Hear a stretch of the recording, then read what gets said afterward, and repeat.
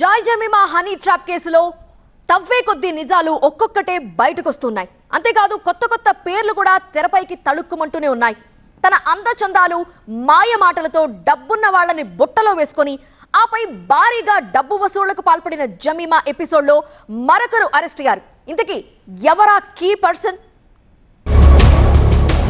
Joy Jemimah అందచిందాలు పెట్టుబడిగా అరకొర డ్రెస్సులతో ఆకర్షిస్తూ ఎంతో మందిని బురిడీ కొట్టించింది. లక్షల రూపాయలు వసూలు చేసింది. తెలుగు రాష్ట్రాల్లో సంచలనం సృష్టించిన హనీ ట్రాప్ ఎపిసోడ్లో జాయ్ జమీమాను 6 నెలల క్రితం విశాఖ పోలీసులు అరెస్టు చేశారు. ఆ తర్వాత ఈ కేసులో ఒక్కొక్కరుగా అరెస్ట్ అవుతూ వస్తున్నారు. లేటెస్ట్ గా కీలక నిందితుడైన ఐటీసీ ట్రెండింగ్ కంపెనీ సీఈఓ రత్నరాజును పోలీసులు అరెస్టు చేశారు.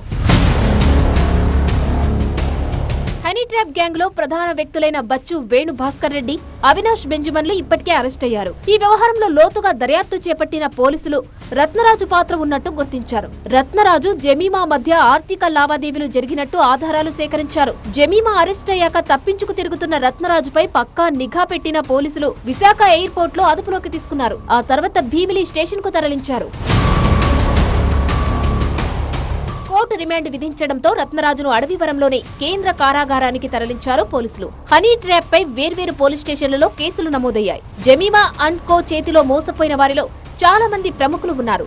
అయితే ఒక్కొక్కరుగా అరెస్ట్ అవుతుండటంతో కీలక విషయాలు సేకరిస్తున్న పోలీసులు మిగతా వాళ్లపై ప్రత్యేక దృష్టి సారించారు. ఎవ్వరిని వదిలిపెట్టేది లేదని, ప్రతి ఒక్కరిని అరెస్టు చేస్తామంటున్నారు పోలీసులు.